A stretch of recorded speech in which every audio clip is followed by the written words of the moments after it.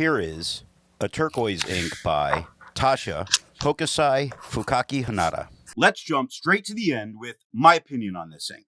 The paper I'm using here is a Maruman Mnemosyne Notebook. This is a very blue-leaning as a turquoise goes, enough that in its darker form it can almost pass as a blue.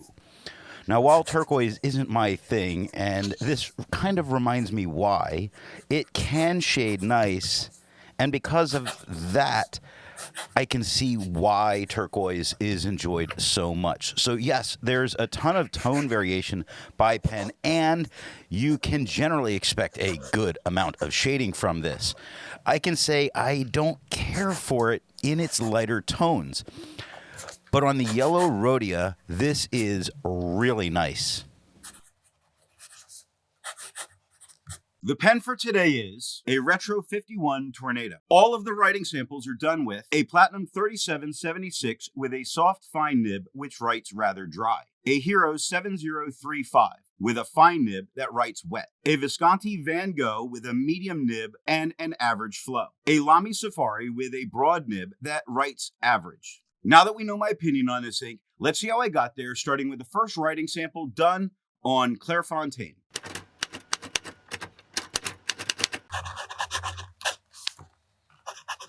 Looking at the soft fine nib, the lightest tone that we're gonna see. We get no feathering, we get no spread, we get shading, very consistently shading. It's really giving it everywhere for us, and it's doing a fairly good job at it. There's really no word that you don't see with lighter and darker tones, like width on the second line where it goes lighter to darker, and steep at least starts light with the S and then works its way much darker. Every single word seems to do that, so it's doing very nice.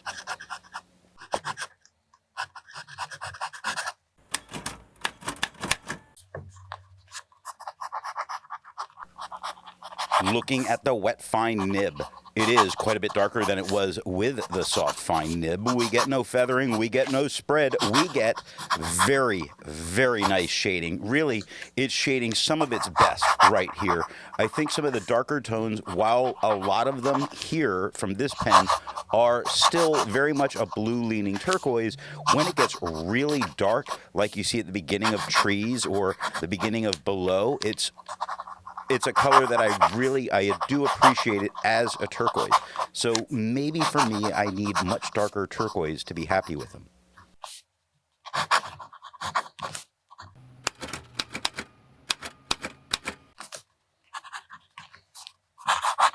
Looking at the medium nib, it is lighter than it was with the wet fine, darker than it was with the soft fine. We get no feathering, we get no spread, we do get shading. The shading that's going on is much gentler than we saw in the wet fine, about at the same level of what's going on from the soft fine, but we're certainly seeing a bunch of tone variation within the writing itself. Look at there on the second line, light to dark to light to dark. Does the same thing in where, lighter to darker, a little bit lighter into the R, very dark at the final E. So I think the shading that we're getting here is quite pleasant.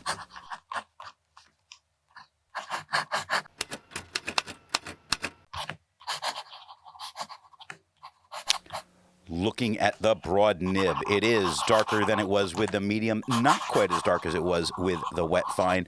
Kind of wish I was getting the dark tone of the wet fine, perhaps from a wetter pen, but we have no feathering, we have no spread. It shades just as well as it did with the medium. It's standing out in the same way, but I think the thicker lines help it look a bit nicer.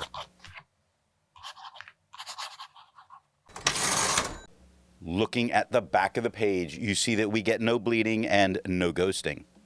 Like most inks, this one comes in a bottle. This is how the Pilot Custom 823 fits. And here is the Pelican M1000. Here's the ink level when you can no longer fill a Lamy Safari. There's approximately 8 milliliters of ink left. The next writing sample is done in a Portage reporter's notebook.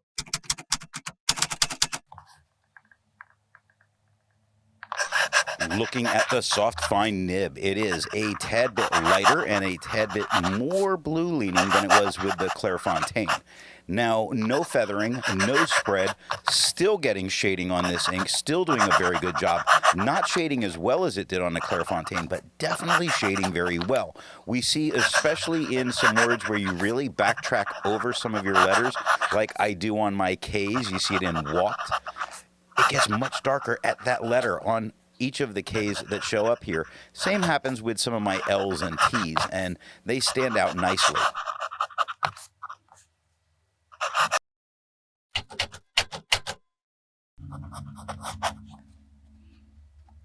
Looking at the wet fine nib, it is quite a bit darker than it is with the soft fine, a little bit lighter than it was on the Clairefontaine. We get no feathering, no spread, nice shading, nowhere near the shading that we had on the Clairefontaine, but it is still doing it really well. Look at from on the second line. Dark to light, very nice. Directly above it, much. Light to dark, spectacular.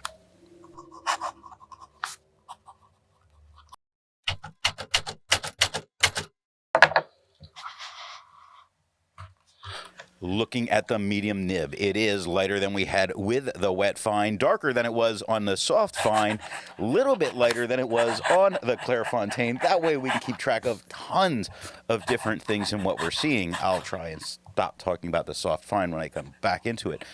No feather, no spread. Yes, it does shade, and it shades very well. Not as well as it did on the Clairefontaine, not as well as it did with the wet fine, but still doing really a very good job. Looking at this on its own, I like the way that the shading is showing up here. I think the shading shows up better here than it did with the wet fine, though I think the shading looked better on the wet fine.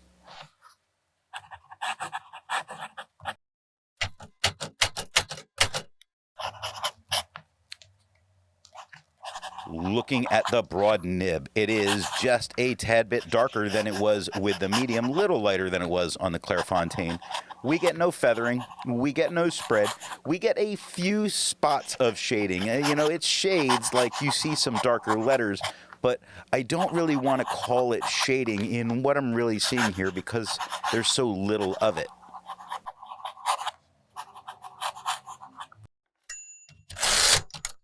Looking at the back of the page, we get no bleeding and no ghosting. There's a lot to learn by doing multiple chromatographies. The one on the left is immediately put into water for 10 to 15 seconds. The one on the right, marked with a D, is let dry for 10 minutes before putting it into water.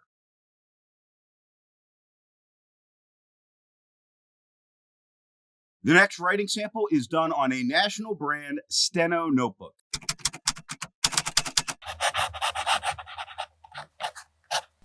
Looking at the soft fine nib, it is about as dark as it was on the Clairefontaine, yet an entirely different color. Much more green leaning, showing that this ink is a bit more translucent as a result of it. But I kind of like the green that I'm seeing here, even though, yes, it's now a green leaning turquoise. The green I can appreciate much more than I do in its blue leaning form. No feather. No spread. Yes, it's still shading. Yes, it shades just as well as it did on the Clairefontaine. Perhaps a little better in some areas, though overall the shading on the Clairefontaine's better. When it's shading here, it does an amazing job. Look at business and following and the track. Great.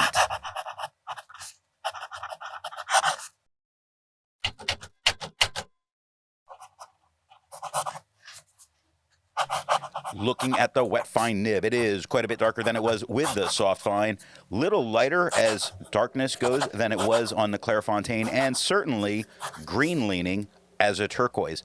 Way green leaning with no feather, no spread. Shading, yes, shows up, but it's not as stand out without a doubt. If you take a look at looked on the third line, that's one of the nicer looking. Followed on the fourth line certainly does it. It's just not shading real well.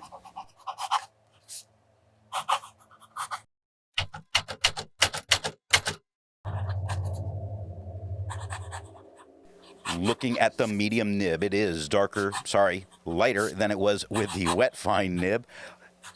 Lighter than it was on the Clairefontaine, and green, not blue, compared to the Clairefontaine.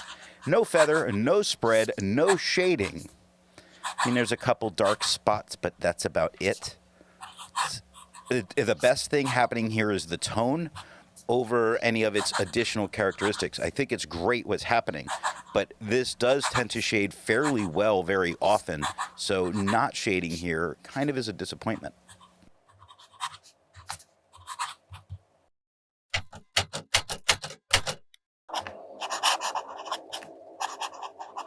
Looking at the broad nib, it is a little darker than it was with the medium, lighter than on the Clairefontaine, and unlike the Clairefontaine where it was blue, it's green.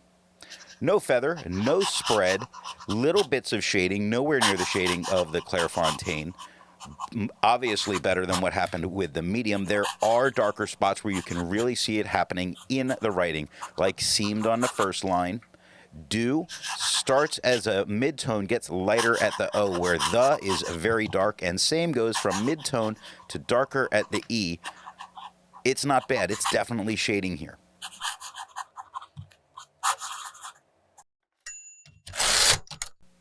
Looking at the back of the page, you see that the ghosting is well under control. You can probably write back here without too many problems. Nothing bled through touching the page underneath. Resistance tests are done to see how this ink can be expected to perform on the page, and more importantly, how hard it may be to clean from your pen. The smear is allowed to dry for 3 days before testing it. The highlighter is on the top left, pen flush is on the top right, 1/3 bleach solution is on the bottom left, and water is on the bottom right. The next writing sample is done in a Rhodia notebook.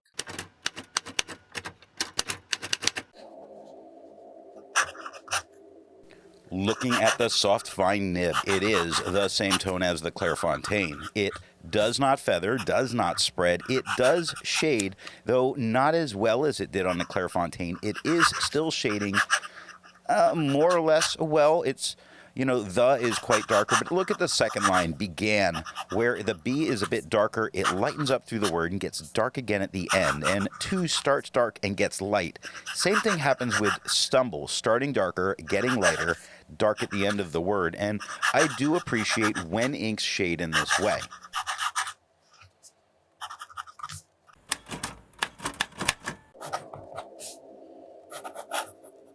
Looking at the wet fine nib, it is quite a bit darker than it was with the soft fine. It is a tad bit, just a tad bit lighter than it was on the Clairefontaine.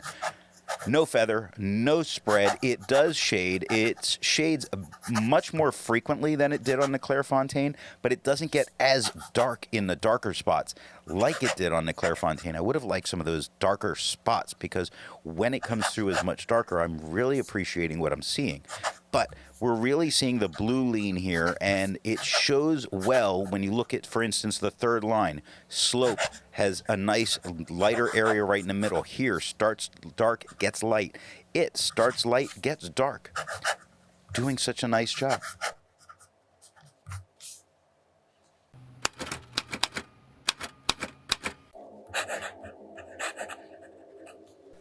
Looking at the medium nib, it is lighter than it was with the wet fine. It is just about the same tone that we have on the Clairefontaine. We get no feather, we get no spread, we get shading just as well as on the Clairefontaine. This is where people will say, see, they're the same paper. Although, no, they're not. I'm just going to stay with that.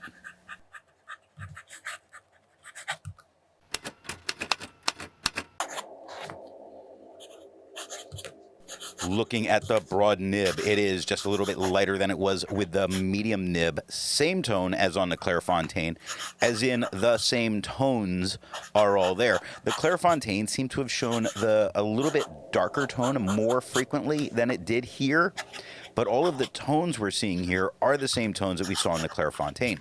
With that, I think the shading showed up better on the Clairefontaine. The performance here is going to be the same with no feather and no spread, but it's going to be, the shading is really going to be the standout difference to choose one or the other, and it's one of the reasons I prefer Clairefontaine over Rhodia. Looking at the back of the page, we get no bleeding and no ghosting. With over 1,000 inks reviewed, let's take a look at some color comparables. Here is Colorverse Gravity Wave.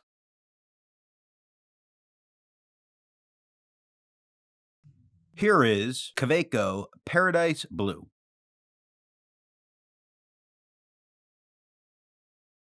Here is Pilot Soyo, or Dew on Pine Tree. Here is Schaefer Turquoise.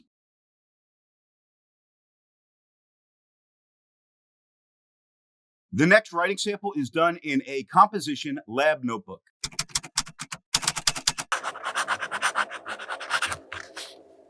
Looking at the soft fine nib, it's a little lighter and flatter and less interesting than it was on the Clairfontaine. And when, the turquoise not being my thing, when it comes off as less interesting, that's really not good for me. There's no way that I would want to use this ink in this notebook for any kind of extended writing because I don't like how this looks. Even though there's no feathering, there's no spread, there is a constant peppering of shading throughout all of the words. I don't like the tone that I'm getting here in the... No, I just don't like it.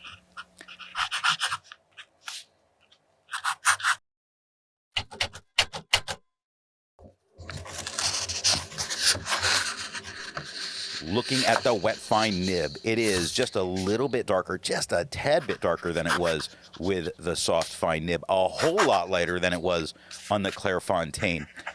No feather, no spread. It shades a little less than it did with the soft fine. I don't think it looks as nice as it did on the soft fine, but you are able to read it without any kind of real issues other than I don't like the tone I'm getting.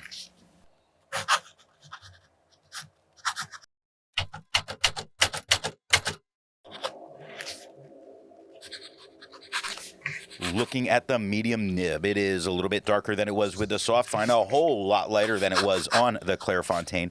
And we're seeing this moment of turquoise in some of the words where you say, it's the thing I don't like about turquoise, where is it kind of blue leaning, kind of green leaning? And I'm getting that here in words like changed on the third line, or down on the second line, or beach on the...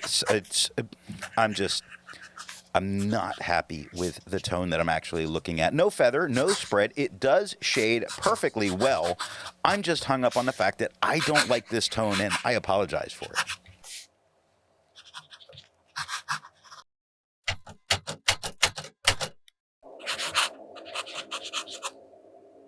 Looking at the broad nib, it is just a little bit lighter than it was with the medium, a whole lot lighter than it was on the Clairfontaine, definitely showing the green lean where the Clairfontaine showed the blue lean. I think the green lean really shows a whole lot more with the broad than it did with the other nibs.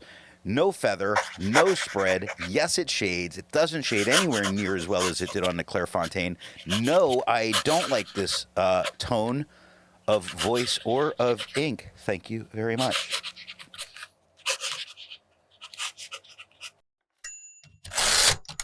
Looking at the back of the page, we get no bleeding and no ghosting. While it's nice to see color comparables, I prefer to see an ink that complements the color on the page. Here is a pink ink by Sailor Mother Pink. Here is an orange ink by J.R.R. Orange Indian. Here is a magenta ink by Noodler's Burgundy Royale. Here is a yellow ink by Sailor Studio number 670. The last writing sample is done on 20-pound copy paper.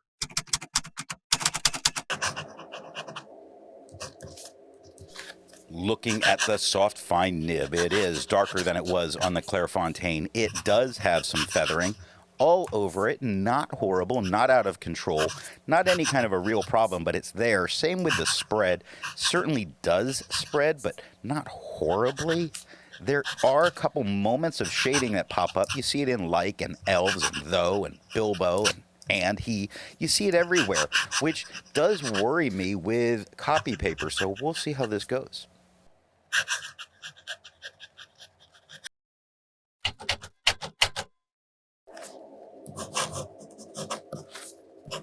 Looking at the wet fine nib, it is quite a bit darker than it was with the soft fine, quite a bit lighter than it was on the Clairfontaine. There is feathering, really manageable. I mean, to say that it's there is picking on it, and I don't want to pick on it, but I see it on the third line, laughter. I see it on burst in the second line. I see it on then in the first line. It's there. It's not really a problem. There's a bit of spread, taking it to a little bit more than a medium. Shading, yeah, there's a couple spots of it, but stop using copy paper if you want shading.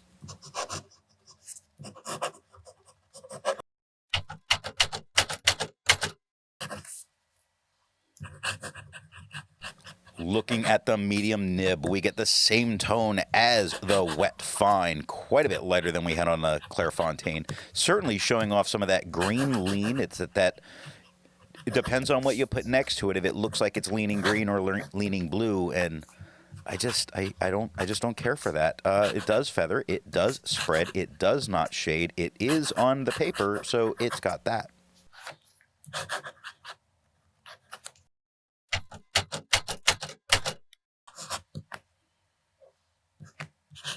Looking at the broad nib, it is the same tone as the medium, quite a bit lighter than it was on the Clairfontaine. Does it feather? Yes. Does it spread?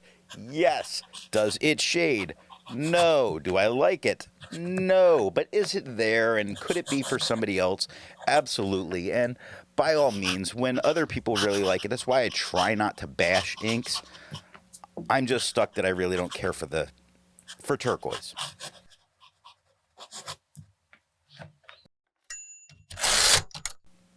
Looking at the page underneath, you see that the medium and the broad both had some dots that came through touching the page underneath. And we can tell why when we look at the back of the page because of how deep the ink gets into the paper. So you couldn't write back here, but I think on a majority you could use this and not totally destroy the pages underneath, though I wouldn't. So what nib and pen do I think are going to give the best writing experience with this ink? The paper I'm using here is yellow Rhodia paper.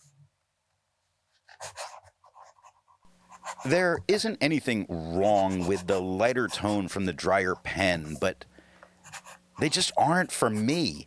I like it when it's in its much darker tone from a very wet medium or broad. That darker tone has its it's a turquoise but almost blue look, and that's pretty much where I enjoy a turquoise. Except on the yellow Rhodia, where there's a very distinctive darker green going on, and let's be honest, it looks best right here. This is the end, and thanks for watching.